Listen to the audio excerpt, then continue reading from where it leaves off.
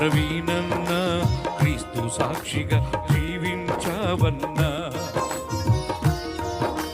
క్రీస్తు కొరకు భరించావన్నా. మా ప్రవీణన్నా క్రీస్తు సాక్షిగా జీవించావన్నా.